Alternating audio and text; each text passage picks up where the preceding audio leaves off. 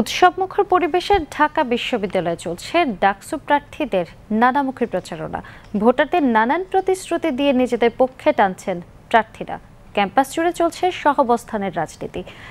প্রচারণায় আচরণবিধি লঙ্ঘন সহ দুই একটি বিচ্ছিন্ন ঘটনা ঘটলেও প্রার্থীদের আশা ভোটে এর প্রভাব পড়বে না।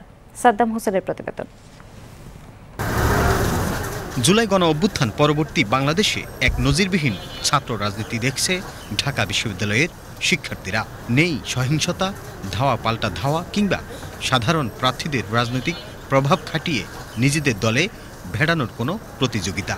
এ যেন এক অন্যরকম ছাত্র রাজনীতি দেখছে শিক্ষার্থীরা। এমনই রাজনীতি প্রত্যাশা প্রার্থীদেরও।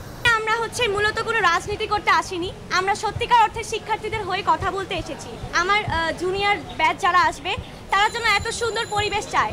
আমরা যারা দল বা কোনো প্যানেলকে নির্বাচিত করছি সেই ক্ষেত্রে কিন্তু একটু দ্বিধাদ্বন্দ্বিতায় ভুগতে হবে যে আসলে তারা কি করছে, কারণ বিগত বছরগুলোতে আমরা দেখেছি যে কি করা হয়েছে আমাদের সাথে। আমি দৃঢ়ভাবে বিশ্বাস করি যে এই সুন্দর যে পরিস্থিতিটা, এই সহাবস্থানের যে পরিস্থিতিটা আমাদের ক্যাম্পাসে আছে, আমি বিশ্বাস করি এটা ডাকসু পর্যন্ত অবশ্যই থাকবে এবং আমি বিশ্বাস করি ডাকসুর পরেও সেটা এমন সহাবস্থানটা বিরাজ করবে আমাদের ক্যাম্পাসে। আমাদের মূল প্রায়োরিটি, আমাদের প্রথম প্রায়োরিটি হবে সাধারণ শিক্ষার্থীরা। এটাই বলবো, আপনারা নিজেরা বিবেচনা করে, আপনারা জ্যেষ্ঠতার ভিত্তিতে নয় বা রাজনৈতিক প্যানেল দেখে নয়, যোগ্যতার ভিত্তিতে ভোট দিবেন। আনুষ্ঠানিকভাবে নির্বাচনী প্রচারণা শুরু হওয়ার পর ঘটছে দু একটি বিচ্ছিন্ন ঘটনাও। এ নিয়ে অভিযোগও করছেন দু একজন প্রার্থী। এই যে ডাকসু নির্বাচন প্রচারণা চলতেছে, বিভিন্ন জায়গায় ফেস্টুন টানিয়ে রাখা হয়েছে। আমি গতকালকে চিফ রিটার্নিং অফিসারকে ফোন দিয়েছি, রাতের বেলা ফোন দিয়ে বললাম যে স্যার, এই যে টিএসসি সহ বিভিন্ন জায়গায় এইভাবে করে ফেস্টুন ব্যানার টানিয়ে রাখা হয়েছে, এটা যদি বৈধ হয় তাহলে বলেন, তাহলে আমরাও টানাবো। আমরা কিন্তু কারোর বিপক্ষে বলতেছি না, টানানো যাবে না। আমরা বলতেছি যে যদি টানানো যায় তাহলে বলেন, আমরা সবাই টানাবো, আমরাও টানাবো।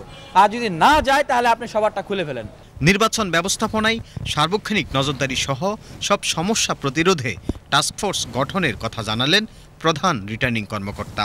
আমরা সবাই মিলে নির্বাচনে নেমেছি, সবাই আমাদেরকে সহযোগিতা করলে আমরা যেভাবে আচরণবিধি দিয়েছি সেইভাবে টাস্কফোর্স কাজ করবে এবং কোনো ধরনের লঙ্ঘিত হলে, সেটা প্রমাণিত হলে সেখানে যেভাবে শাস্তির কথা বলা আছে সেগুলো আমরা বাস্তবায়ন করব।